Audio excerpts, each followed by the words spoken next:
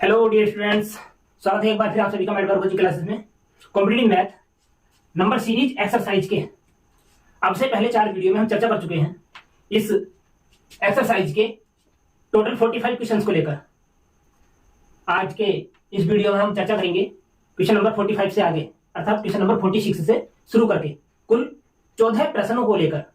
ये 14 प्रश्न होने वाले हैं आपके लिए बहुत ज्यादा महत्वपूर्ण, तो बने रहेंगे वीडियो में शुरू से आगे तक। ओके, यहाँ क्वेश्चन नंबर 46 में हमसे बोला गया है एक गुणोत्तर श्रेणी का चौथा पद 54 है तथा 9वां पद 13,122 है, तब इसका 7वां पद क्या होगा। अगर कोई भी गुणोत्तर श्रेणी है या फिर कोई भी सीरीज जो है जीपी में है, तो उसका प्रथम पद अगर हमने मान लिया है ए, और जो सार्वनुपात है वो सार्वनुपात हमने मान लिया है आर, तब यहाँ पर चौथे पद की बात करिए ये T4। तो जीपी के लिए T4 का मान होता है वो होता है AR⁻3, और AR⁻3 की वैल्यू यहाँ पर हमें प्राप्त है 54। इसी प्रकार यहाँ हमें जो मान दिया हुआ है T9, तो T9 का जो मान दिया हुआ है हमें वो दिया हुआ है 13,122, और T9 को हम जीपी में लिखते हैं AR⁻4। मतलब अगर यहां से हम इन दोनों में करते हैं डिवीजन, तो T9/T4 का जो मान हमें प्राप्त होगा वो होगा AR⁻8/AR⁻3 इक्वल 13,122 और बटे में आ जाएगा 54। तो यहाँ हम देख पाते हैं ए से ए कैंसिल, और R⁻3 से R⁻8 को काटेंगे अगर, तो यहाँ हमें जो मान प्राप्त होगा वो होगा R⁻5 इक्वल। यहाँ हम देख पा रहे हैं कि 54 दूनी 108, और 108 के बाद में यहाँ पर बचते हैं 23, ये हो जाता है 232। तो 232 में हम पहाड़ा पढ़ते हैं 54 का, तो जाता है 4 बार, 54 चौका 216, बचते हैं मात्र 16, और ये हो जाता है 162, यानी कि 54 तिया 162 के हिसाब से ये R⁻5 का मान होता है 243। मतलब इसे हम लिख सकते हैं 3 की घात 5। अगर 3 की घात 5 है, घातांकों को हम करते हैं कैंसिल, तो यहाँ से हमें जो R प्राप्त होगा वो R का मान प्राप्त होता है हमें 3। अब इस R के मान को अगर हम T4 या T9 में यूज करते हैं, तो यहाँ से हम देखते हैं A × 3 की घात 3 बराबर 54। तो हम 3 की घात 3 से अगर इसे काटते हैं, 3 3 होते 27, और 27 दूनी 54, यानी कि यहाँ से जो A बराबर हमें प्राप्त हुआ वो है 2, और R बराबर हमें प्राप्त हो चुका है 3। अब A और R के मान अगर हमारे पास हैं, तब यहाँ हमसे बोला गया है 7वां पद, यानी कि T7 का जो मान होगा वो होगा AR⁻6, मतलब 2 × 3 की घात 6। अब यहाँ 3 की घात 6 को अगर हम करते हैं, तो ये होता है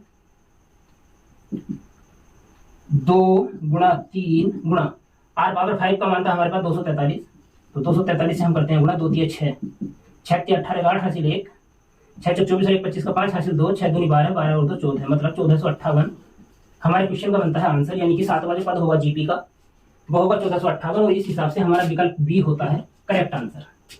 ओके, सवाल में कैलकुलेशन है, लेकिन हम कैलकुलेशन को कितनी स्पीड से कर सकते हैं, हमारा कैलकुलेशन मेथड कितना एडवांस है, ये डिपेंड करता है हम पर। ओके, अब बात करते हैं क्वेश्चन नंबर 47 को लेकर। यह क्वेश्चन नंबर 47 में हमसे कहा गया है कि एक गुणोत्तर श्रेणी का तीसरा पद 4 है, तो इसके प्रथम 5 पदों का गुणनफल क्या होगा। देखिए, अगर हमें कोई जीपी दिया हुआ है, तो जीपी का जो प्रथम पद होता है, प्रथम पद को हम मान लेते हैं ए, और सार्वनुपात को हम मानते हैं आर। तब अगर हमें जीपी चाहिए, तो जीपी के लिए हमारे पास सूत्र होता है AR²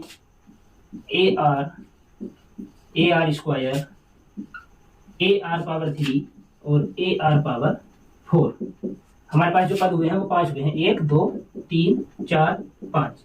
अब यहां पर हमसे बोला गया है श्रेणी का तीसरा पद 4 है, तीसरा पद मतलब AR², ये अब इस AR स्क्वायर का वैल्यू हमें जो है 4 दिया हुआ है। यहाँ पर हम देखते हैं कि अगर हमसे पूछा जाता कि श्रेणी के या GP हो या AP हो योगफल, तो श्रेणी के पदों का योगफल निकालने के लिए हमारे पास सूत्र होता है। GP के जो n पदों का योगफल होता है वो होता है A × r⁻n−1/r−1। लेकिन यहाँ पर हमसे GP के पदों का योगफल ना पूछ के सीधे सीधे गुणनफल पूछा गया है। तो गुणनफल के लिए हम क्या करते हैं, यहाँ पर मध्य पद हो गया तीसरा।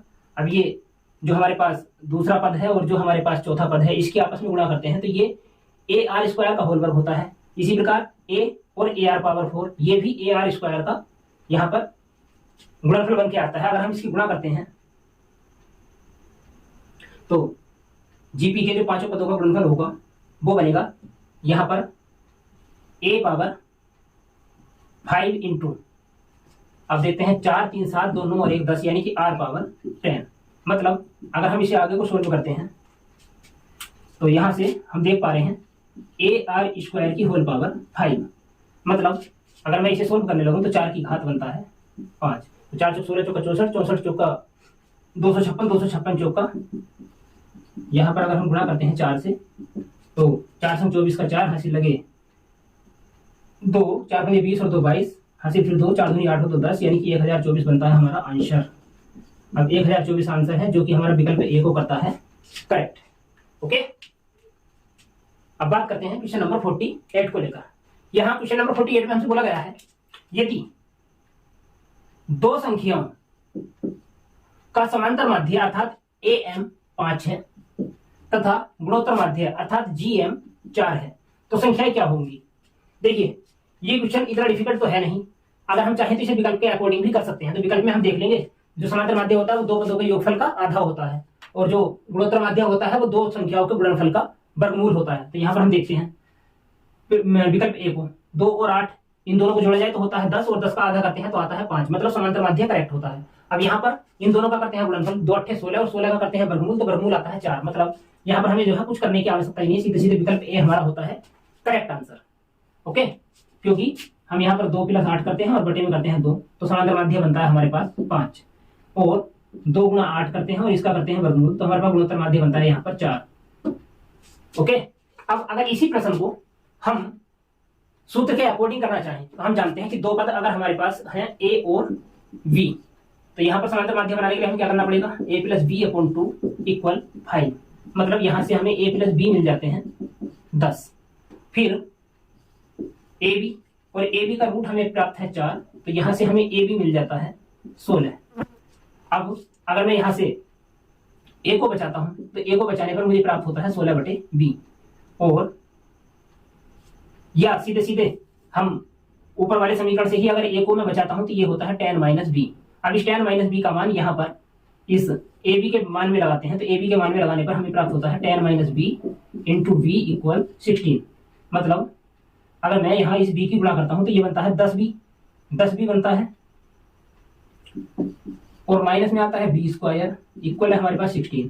अगर मैं इन दोनों पदों को उठाकर 16 की तरफ लेकर जाता हूं तो यहाँ से जो मुझे मान प्राप्त होगा वो होगा B² - 10B और ये प्लस का 16। अब जब इधर कुछ नहीं बचा तो इधर बचता है 0। मतलब मैं इसे सीधे सीधे बनाता हूँ 0। अब 16 के गुणनफल करते हैं हम 8 दूनी 16 के हिसाब से तो वो तो ऑलरेडी हमारे पास ही थे। B² - 8B और -2B + 16 = 0। यहाँ 8B ऋणात्मक है और 2 भी ऋणात्मक है तो जो हमें B के मान प्राप्त होंगे वो प्राप्त होंगे 8,2। इस 8,2 के अकॉर्डिंग हमारा जो विकल्प A है वो होता है करेक्ट आंसर। ओके, तो ये प्रश्न ही ऐसा है, चाहो तो विकल्प के अकॉर्डिंग कर सकते हो, चाहो तो अपना जो हमें बेसिक कंसेप्ट्स बताए गए हैं या फिर सूत्र बताए गए हैं उनके अकॉर्डिंग भी हम इसे सोल्व कर सकते हैं। तो समय ना गवाते हुए सीधे सीधे विकल्प से ही आंसर सोल्व किया जाए तो ज्यादा बेहतर है। ओके, बाकी आपकी चॉइस। बात करते हैं क्वेश्चन नंबर 49 को लेकर। यह क्वेश्चन नंबर 49 में हमसे कहा गया है 3 संख्या GP में है, यदि इनका योग 21 है तथा इनके वर्गों का योग 188 है तब इनमें सबसे बड़ी संख्या क्या होगी। देखिए इस क्वेश्चन को करने के क्वेश्चन नंबर 48 की तरह 2 तरीके हैं, या तो हम विकल्प के अकॉर्डिंग करते हैं या फिर इसे बेसिक कंसेप्ट के अकॉर्डिंग करते हैं। तो यहाँ पर हम देखते हैं सबसे पहले विकल्प को। अगर 3 संख्याएं GP में है, जैसे मान लीजिए पहली संख्या हमारे पास A, दूसरी संख्या है AR और तीसरी संख्या है AR²। तो यहाँ पर जो तीनों संख्याओं का योग है वो 21 दिया हुआ है। अगर 3 संख्याओं का योग 21 है तो उनमें जो तीसरी संख्या होगी वो तीसरी संख्या 33 तो नहीं हो सकती क्योंकि तीनों का योग 21 है तो तीनों संख्या छोटी होंगी। अगर तीनों का योग 21 है तो उनमें से जो दो संख्याएं हैं वो 0 तो हो नहीं सकती, जो कि तीसरी संख्या 21 हो जाए तो ये भी नहीं होगा। अब बचता है 12 और 9। इन दोनों का डिफरेंट अगर हम करते हैं तो 12 में से 9 जाने पर आता है 3, और इस 3 से अगर हम 12 को रिलेटेड करते हैं तो 3 चौका होते हैं 12, यानी कि ये हो गया 3 का 4 गुना। तो यहाँ पर हमें जो मध्य की संख्या चाहिए वो 3 की 2 गुनी होनी चाहिए, यानी कि 3 गुनी 6। तो 3, 6 और 12 ये तीनों जो संख्याएं हैं हमारा इस जीपी की ए आर और ए आर स्क्वायर का काम करती हैं। मतलब यहाँ पर जो है गुना 2 है और यहाँ पर भी गुना 2 है। अब अगर हम इनके वर्गों का योग करके देखते हैं तो 189 है, 12 12 होता है 144, 6 होता है 36 और 3 होते हैं 9। 144 में 36 जोड़ा तो होता है 180 में 9 जोड़ा तो आता है 189। मतलब हमारा जो यहाँ पर आंसर होगा बड़ी संख्या के हिसाब से वो होगा 12। अब जो 12 है वो है विकल्प बी। अब बात करते हैं सूत्र के अकॉर्डिंग। तो सूत्र के अकॉर्डिंग अगर हम इसे सोल्व करना चाहें तो हमें तीनों संख्याओं का योग दिया हुआ है। जो तीनों संख्याओं का योग है वो हमारे पास है 21। अगर मैं यहां से इस 21 का करता हूं वर्ग, तो वर्ग करने पर ये पूरी की पूरी संख्या जो है यहाँ पर वर्ग हो जाती है। तो वर्ग करने पर जो हमें मान प्राप्त होगा वो होगा a square plus a square r square plus a square r power 4। और ये मान जो हम आगे को सोल्व करते हैं 2AR, मतलब यहां से होगा a square r plus a square r power 3 plus a square r square. यहां से अगर हम इसे करते हैं सोल्व तो हमें जो आंसर दिया हुआ है वर्गों के योग का वो दिया हुआ है 189। अब यहां देखते हैं हम यहां तक का जो योग है वो 21 के वर्ग को करने पर आता है 441, और इस a square plus a square r 4 का मान जो हमें दिया हुआ है वो 189 दिया हुआ है। तो यहां अगर हम मान बचाते हैं 2 इंटू ए आर, इसमें पूरे दूसरे ब्रैकेट में कॉमन है ए आर, तो यहां से हमें जो मान बचेगा वो बचेगा ए प्लस ए आर स्क्वायर और वो होगा 441। अब जब पहले वाली ब्रैकेट को हम 189 मानकर लेकर जाते हैं इधर तो ये माइनस का 189 होता है। यहां से हम घटाते हैं 11 में से हो जाता है 2, यहाँ बचते हैं 43 में से 18 घटाते हैं तो 13 में से 8 जाता है तो होता है 5 और ये 252। अब इस 252 को 2 से काटते हैं तो यहाँ पर जो ए आर गुना 21 हमें प्राप्त होता है वो होता है 2 एकम 2, 2 दूनी 4 और 2 छम 12। अब ये जो ए आर हमें यहाँ से प्राप्त होगा 21 छक्का 126, यानी कि 6 के बराबर प्राप्त होगा। मतलब ये जो मध्य पद है 6 यहाँ पर हमें प्राप्त हुआ है। ए को यहाँ से करते हैं साइलेंट, तो ए बचाने के लिए हमें करना होगा 6/r।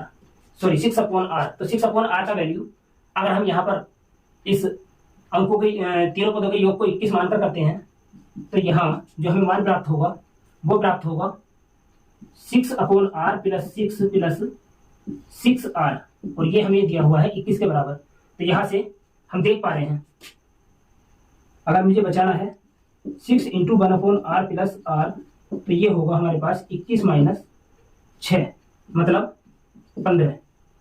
अब 1 plus R square upon R के अकॉर्डिंग अगर मैं इसे सोल्व करता हूं तो 3 दूनी 6, यानी कि ये बनेगा हमारे पास 5/2, या 2r स्क्वायर प्लस 2 और माइनस 5r इक्वल होगा 0। इस 2 को अगर इधर कर दिया जाए तो ये हमारे पास जो है एक द्विघात समीकरण बनता है, और इस द्विघात समीकरण को अगर हम सोल्व करते हैं तो 2 दूनी 4, 4 एकम 4 मतलब माइनस के 4 और माइनस के 1। तो इस प्रकार अगर हम 2r को करते हैं -4 तो -4 के अकॉर्डिंग हमें जो r का मान प्राप्त होगा वो प्राप्त होगा 2।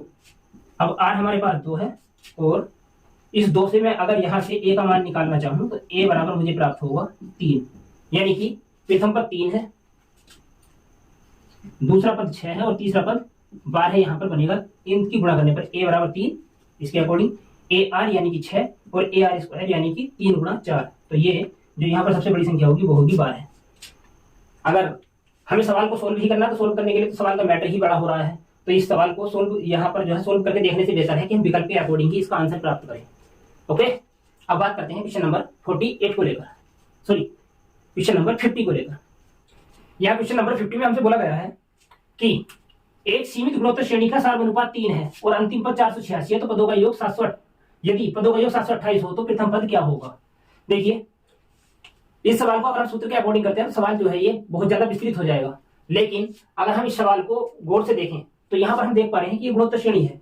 तो गुणोत्तर श्रेणी में होता है सार्व अनुपात, मतलब जो गुणोत्तर श्रेणी के पद होते हैं वो सार्व अनुपात के जो होते हैं वो पूर्ण गुणज होते हैं।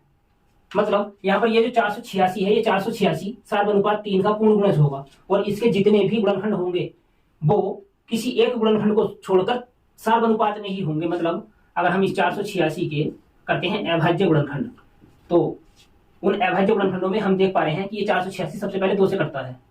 2 दूनी 4, 2 चौक 8 और 2 तिया 6।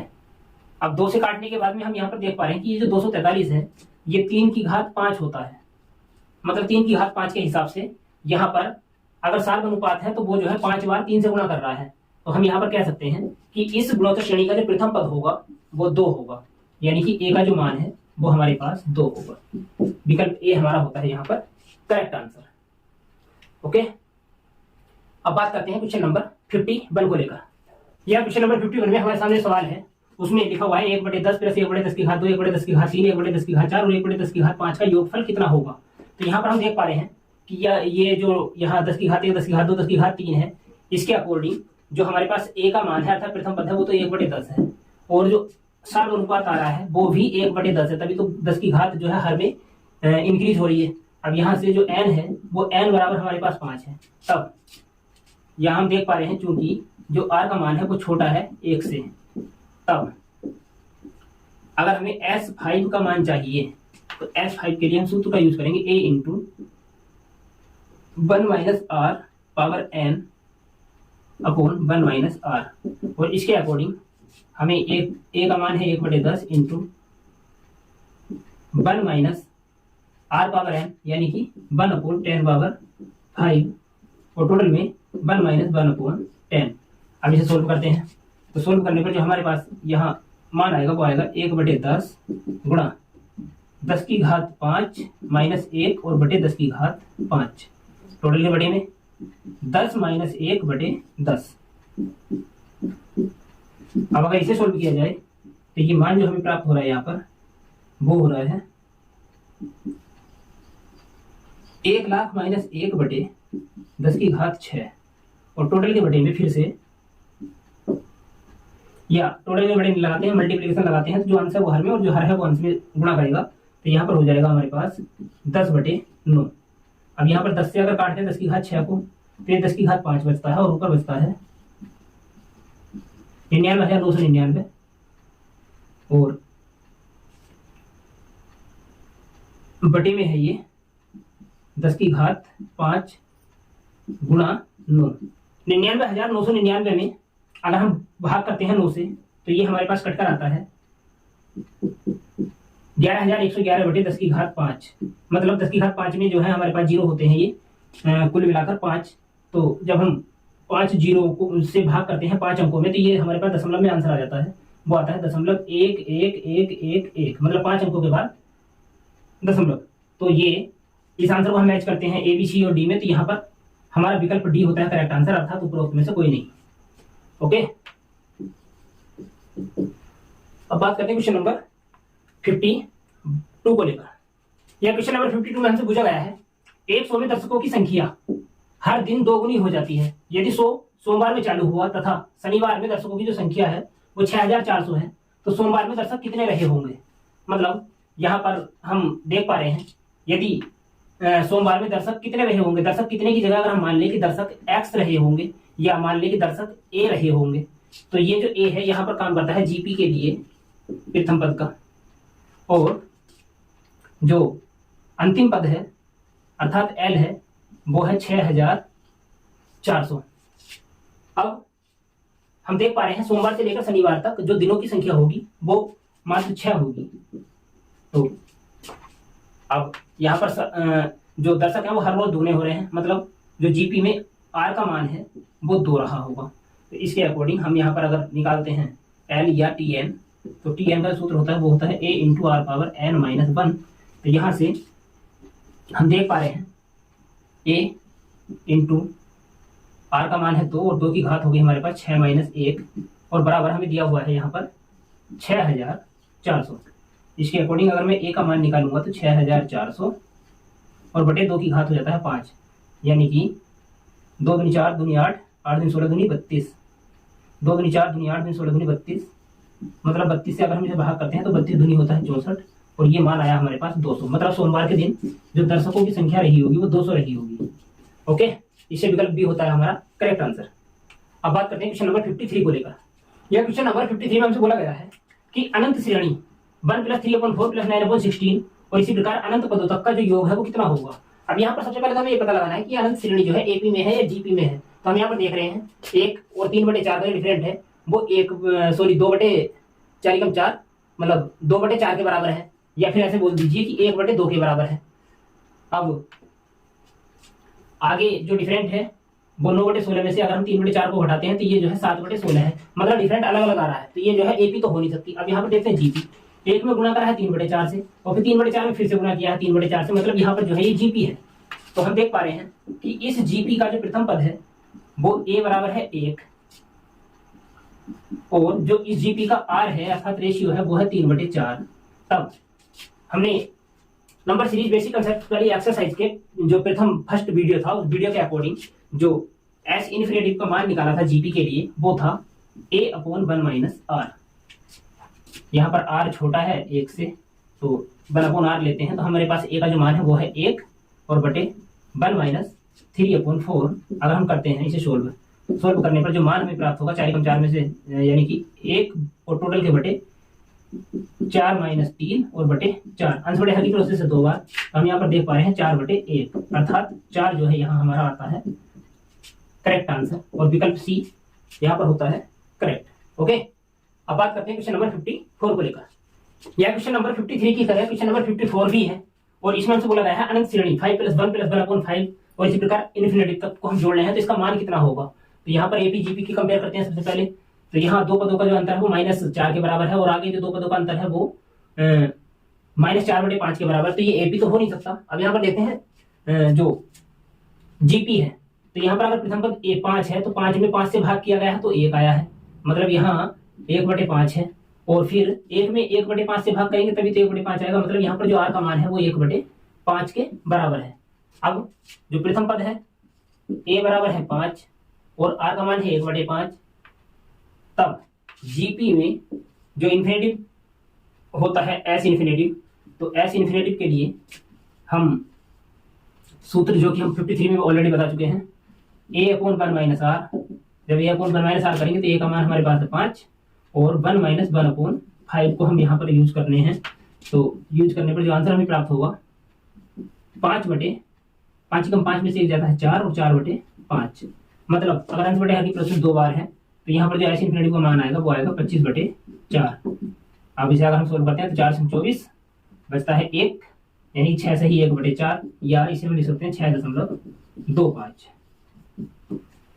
ओके, अब बात करते हैं क्वेश्चन नंबर 55 को लेकर। या क्वेश्चन नंबर 55 में हमारे सामने जो सीरीज है उसमें हम देख रहे हैं 6⁻1/2 × 6⁻1/4 × 6⁻1/8 और ये इन्फिनिटी तक है। तो इसका मान कितना होगा। यहाँ पर हम देख पा रहे हैं कि आधार सभी में 6 है और सारे 6 जो है एक दूसरे से कर रहे हैं गुणा। तो गुणा करने पर जब आधार सेम टू सेम होते हैं तो हम जानते हैं कि आधार को 1 लेकर घातांकों को जोड़ दिया जाता है, मतलब 1/2 + 1/4 + 1/8, और इसी प्रकार ये जो जुड़ेगा ये इन्फिनिटी तक जुड़ेगा। अब जो आधार अलग अलग गुणा कर रहे थे अलग अलग घातों के साथ, वो जो है आधार 1 बन चुका है और घातांक जो है एक दूसरे से जुड़ चुके हैं। तो अगर हम इन घातांकों को एक दूसरे में जोड़ते हैं तो सबसे पहले हम देखते हैं कि यहाँ पर जो ये घातांक है ये सब एक सीरीज बना रहे हैं, और वो सीरीज है जीपी। जीपी की सीरीज में यहाँ पर जो प्रथम पद है वो 1/2 है, और जो आर का मान है वो भी 1/2 है, और यहाँ पर एन जो है वो इन्फिनिटी है। तो अनंत गुणोत्तर श्रेणी के हिसाब से क्वेश्चन नंबर 54 के अकॉर्डिंग जब हम एस इन्फिनिटी निकालते हैं तो ये होता है a/1 - r, मतलब a का मान 1/2 है, और अपॉन 1 - r अगर हम करते हैं तो ये भी 1/2 आता है। तो यहाँ अगर हम इसे सोल्व करें तो ये आता है 1/2 अपॉन 1/2। अब 1/2 से अगर 1/2 को ही कैंसिल कर दिया जाए तो ये आएगा 1, मतलब इस जो ये 6 की घात वाला मान है ये आता है हमारे पास 6⁻1, और 6⁻1 का मान होता है 6। अब यहाँ से विकल्प ए होता है हमारा करेक्ट आंसर। ओके, अब बात करते हैं क्वेश्चन नंबर 56 को लेकर। यह क्वेश्चन नंबर 56 में हमसे कहा गया है एक अनंत गुणोत्तर श्रेणी का जो योग है वो 8 है तथा इसका दूसरा पद जो है वो 2 है। श्रेणी का प्रथम पद क्या होगा। मान लेंगे कि अगर ये जीपी है तो जीपी का जो प्रथम पद है वो ए है, जीपी का प्रथम पद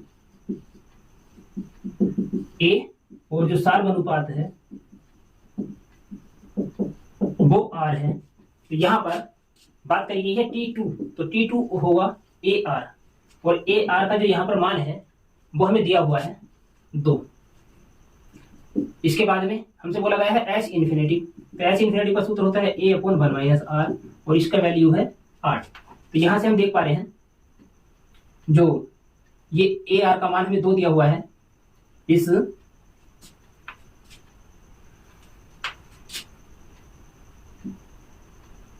ए आर से अगर हम आर को बचाते हैं तो ये होता है 2 अपॉन ए, और ये 2 अपॉन ए का मान हम यहाँ पर एस इन्फिनिटी में यूज करते हैं। तो यहां से जो हमें मान प्राप्त होगा वो होगा ए अपॉन 1 माइनस 2 अपॉन ए।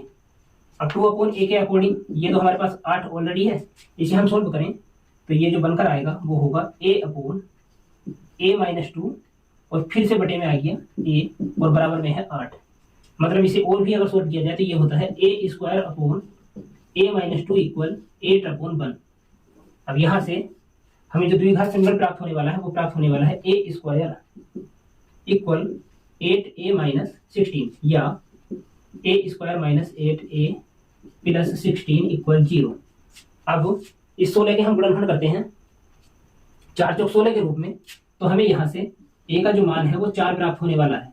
जब ए का मान 4 प्राप्त होने वाला है तो यहाँ पर हमारा जो विकल्प है वो विकल्प सी होता है करेक्ट आंसर।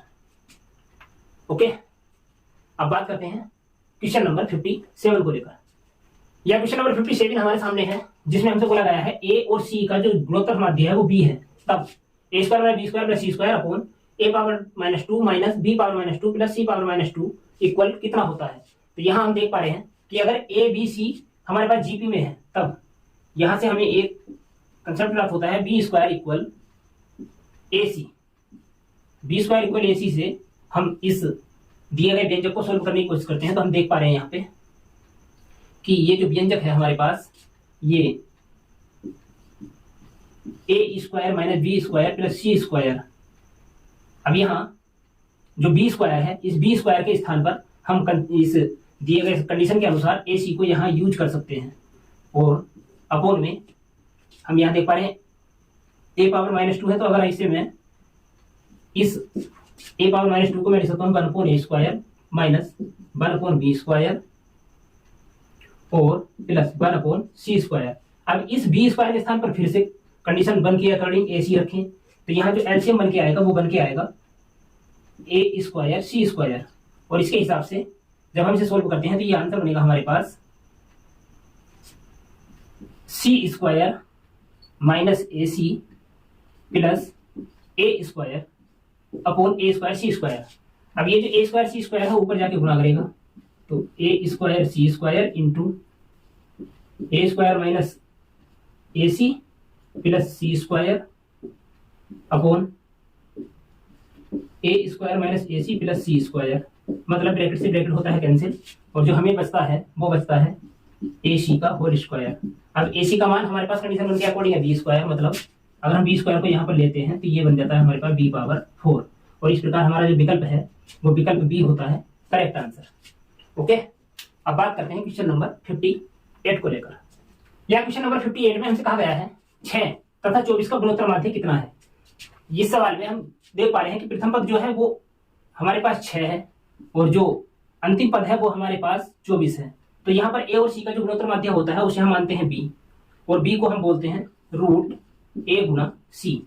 तो रूट ए गुना सी के अकॉर्डिंग हम यहाँ पर अगर सूत्र लगाएं तो 6 गुना 24 का हमारे पास होता है वर्गमूल, और 24 छक्का होते हैं 144। 144 का अगर वर्गमूल किया जाए तो वो आता है हमारे पास 12, और इस प्रकार विकल्प सी होता है हमारा करेक्ट आंसर। ओके, सूत्र याद होना चाहिए, सवाल डिफिकल्ट नहीं है। अब बात करते हैं क्वेश्चन नंबर 59 को लेकर, और ये आज के इस competitive math number series exercise का लास्ट क्वेश्चन होगा। ओके, हरात्मक श्रेणी अर्थात एचपी जो है वो 3/2 6/5 1 इसी प्रकार आगे को और भी पद है, इसका 16वां पद क्या होगा। अब जब हम नंबर सीरीज बेसिक कंसेप्ट की बात कर रहे हैं तो नंबर सीरीज बेसिक कंसेप्ट में हमने बताया था कि अगर कोई सीरीज एचपी में है तो उसके पदों का व्युत्क्रम एपी में होता है। मतलब अगर मैं यहाँ एपी को प्राप्त करना चाहूं तो एपी जो बनेगा हमारे पास वो बनेगा 2/3 कोमा 5/6 कोमा 1 और इसी प्रकार आगे को जो पद आते जाएंगे। अब यहाँ अगर हमें हरात्मक श्रेणी का 16वां पद निकालना है तो हरात्मक श्रेणी का जो 16वां पद होगा यानी कि एचपी का 16वां पद वो हमारे पास होगा एपी का 16वां पद का व्युत्क्रम। अब यहाँ एपी का 16वां पद अगर हम ज्ञात कर लेते हैं तो उसका व्युत्क्रम करने पर हम एचपी का 16वां पद प्राप्त कर लेते हैं। तो यहाँ पर हम देखते हैं कि एपी में जो ए का मान है अर्थात प्रथम पद है वो 2/3 है। जो डी है वो अगर हम इसे सोल्व करते हैं तो ये होता है 4/3 4/6 5/6। अगर 5/6 में 4/6 को घटाएं तो वो आता है 1/6। यहाँ पर n बराबर है हमारे पास 16।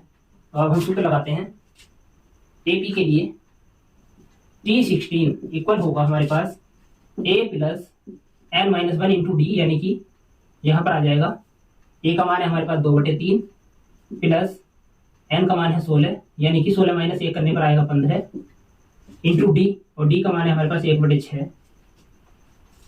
अब इसे सोल्व करा जाए अगर तो ये बनता है 2/3 प्लस 15/6। हरों का लेते हैं एलसीएम तो 4 प्लस 15 यानी कि 19/6 और इस 19/6 का हम करते हैं व्युत्क्रम। तो व्युत्क्रम में हमें प्राप्त होगा ये 6/19 और इस प्रकार हमारा विकल्प ए होता है करेक्ट आंसर। अर्थात एचपी का जो 16वां पद है वो 6/19 है। तो competitive math number series exercise के आज के इस वीडियो में इतना ही। उम्मीद करते हैं कि ये वीडियो आपको जरूर जरूर जरूर पसंद आया होगा। ओके, यदि वीडियो को आपने वास्तव में पसंद किया है तो वीडियो को ज़्यादा से ज़्यादा लाइक दें, शेयर करें और अगर हमारे चैनल पर नए हैं तो इसी प्रकार के और भी अदर इंटरेस्टिंग वीडियो प्राप्त करने के लिए हमारे चैनल को सब्सक्राइब करें। धन्यवाद। ओके।